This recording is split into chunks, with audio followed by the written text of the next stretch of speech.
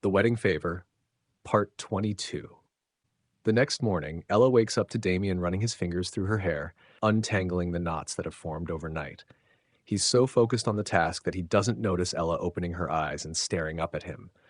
The tiny quirk of his lips as he gently pulls apart a particularly stubborn knot is adorable. Ella smiles and lifts a hand to caress his cheek. Good morning. Damien jolts back a little in surprise, but he grins widely when he locks eyes with Ella. Good morning, love. He cups her cheek and tilts her head up for a sweet kiss. Ella feels giddy to her core, except for the little voice in her head that's warning her that something is going to ruin everything soon. Ella ignores it and pulls Damien down for a deeper kiss. Damien smirks when they pull apart for air.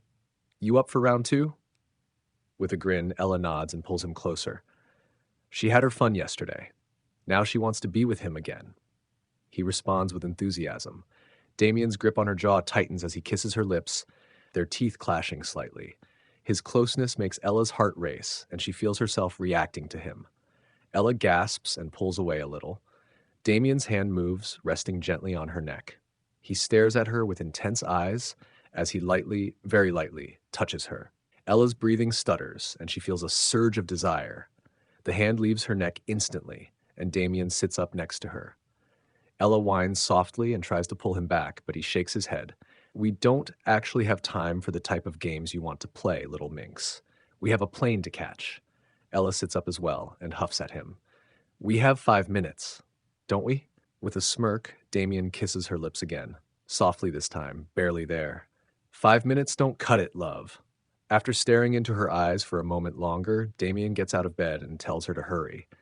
They don't actually have to rush, but leaving for a trip is always stressful. Damien is an unbothered rock in the middle of the wave of action that is Ella. She's grabbing last-minute things to stuff in her bags. When did she even take out the book she wanted to read at the resort? And Damien interrupts her occasionally for a quick kiss. One of Damien's assistants drives them to the airport, which saves Ella the stress of traffic. But it leaves her with an hour-long stretch of time with nothing to distract her from the prospect of her family and Damien meeting. Ella feels like she and Damien are very strongly in relationship territory now. But how is her family going to see it? Are they going to think they are overdoing the lovey-dovey stuff? Are they going to see right through Ella? Is Damien going to charm the pants off of everyone? Damien drops a kiss on Ella's knuckles to pull her out of her thoughts. We'll be fine. I met your mother already, and I know exactly how to deal with people like her. The anxiety quiets down immensely. Ella has no idea how to thank Damien for that, so she simply squeezes his hand and smiles. He nods. He understands. The plane is small but private. Damien's 2 makeup friends are there too, but they are in another area of the plane. When they're settled on their side of the aircraft, Ella turns to Damien.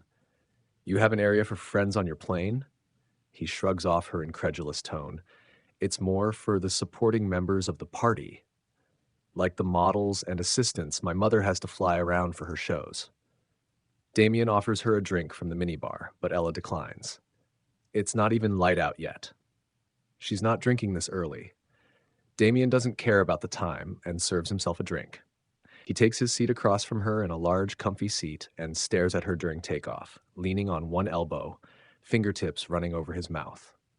Once they are flying properly and the seatbelt light goes off, Damien smirks at Ella. Do you want to join the Mile High Club? Ella scoffs at him and motions at the door, separating the other people from them. Marie and Francesca are right there. Damien shrugs. They've seen worse. Worse how? Ella doesn't ask, but Damien answers anyway. Most countries in Europe have a drinking age of 18. Having a quickie in the bathroom is tame compared to what a drunk teenager can get up to with unlimited cash at their disposal. Honestly, teenagers don't need unlimited cash to get up to things. Damien grins at her. What did a teenage Ella get up to? Blushing, Ella denies ever getting up to anything.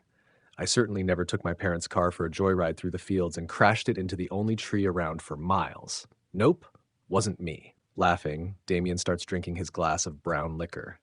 At least you didn't ruin thousands of euros of bespoke clothes by puking your guts out after your first night out.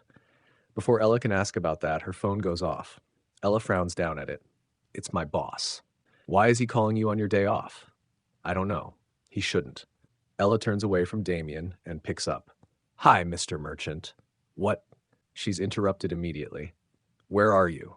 Nobody opened up shop. I have the week off for that wedding, remember? We worked it out months ago. Arthur was going to open up some days and Kyle the others. I think Arthur was supposed to be in for today. Well, he isn't. He called in sick. Can you come in? Ella blinks at herself blankly before slowly answering. I can't. I am literally on a plane to a different continent. Her boss goes on a rant about company loyalty and throws an entire spiel about how he wanted to make her his successor. But this is throwing a wrench into that plan. Ella only listens with half an ear. She's too distracted by Damien staring at her with his unblinking eyes and slightly pinched lips. She remembers kissing them last night and how much in control she felt, how intoxicating that felt. Why is she letting her boss treat her like this? Sir, I asked for this time off a year ago. I cannot come in before the 5th, so you'll need to ask Kevin to take over this week. Her boss is silent for a moment before he scoffs. Make sure you're here on time when you get back. You're one step away from being fired. Then he hangs up without even a goodbye. That felt both exhilarating and terrifying. Ella stood up for herself, and now she's scared of losing her job. Damien is at her side the moment she puts her phone down. Everything all right? My boss is a dick. He's going to fire me if I'm not back on time. Damien puts a hand on Ella's shoulder and squeezes. Want me to take care of it? I can send someone to his place. Ella stares at him. He's completely serious. Ella rapidly shakes her head. No, it's fine. No sending your minions to my workplace, please. A slow grin spreads over Damien's face. My minions? Ella flushes. Yeah, what else am I supposed to call them? With a chuckle, Damien kisses her cheek. You're adorable. They are subordinates. Or mooks, if you need to call them something else. They'll take offense at being called my minions, especially because they work for my uncle and not me. Damien presses a kiss to Ella's lips next and tries to deepen it. Ella pulls away with a pointed glance at the flimsy door separating them from the others. Damien shrugs and sits back on his own seat. He calls over Francesca and Maria to share a drink with them. Ella's the only one drinking soda instead of alcohol, and they start regaling Ella with stories about the modeling business. They also bemoan the fact that Damien would make a great model, but he refuses. Ella imagines him in tight underwear, pulling the edge of the thin fabric down and biting his lip like all the underwear models do. She flushes and Damien smirks at her. It's as if the man can read her mind. Damien leans in and whispers in her ear. I bet you're regretting your choice now, huh?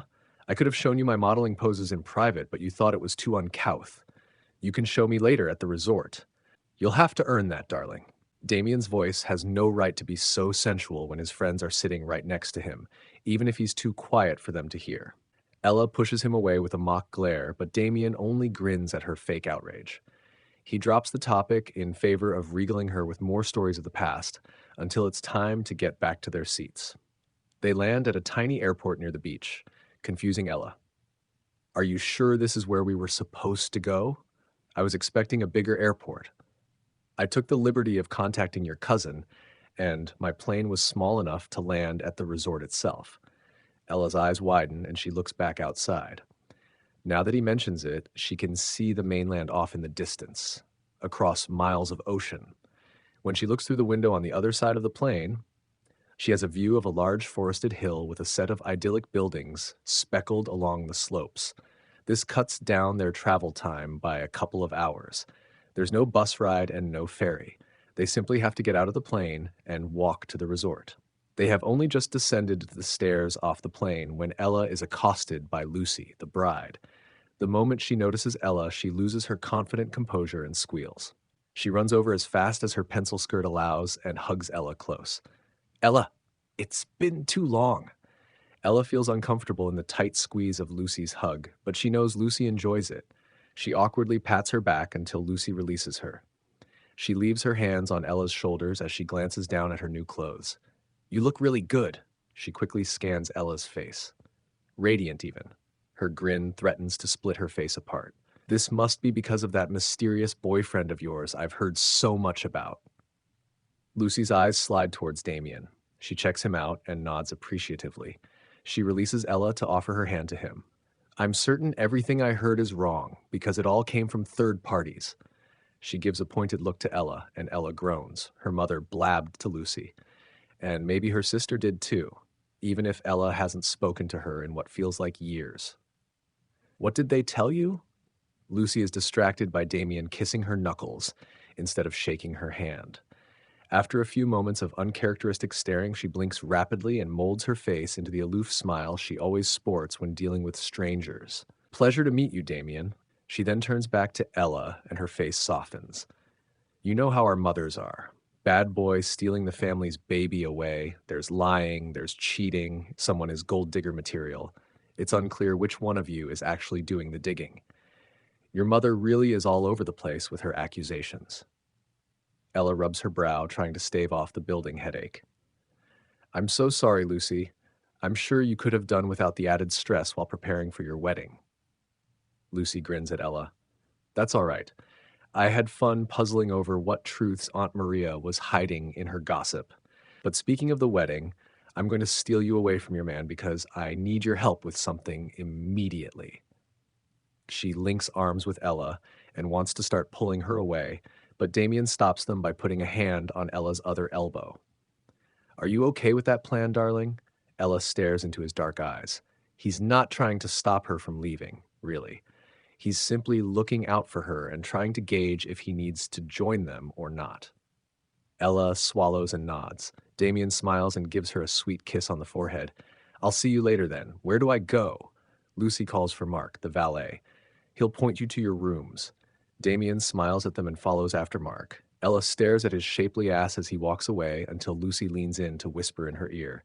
He's certainly a delightful specimen. Where did you find him? His uncle threw him at me. Lucy looks utterly confused, and Ella grins as she tells her the watered-down version of how she and Damien met. It's filled with just enough truth to be able to remember it well, but it contains no mention of any crime at all. You're so lucky. You have this entire romantic story of how you met your partner. I just met Harry at an event I organized, and we hit it off. That's a fun story too. Not as fun as being someone's savior and meeting your soulmate. He's not my soulmate.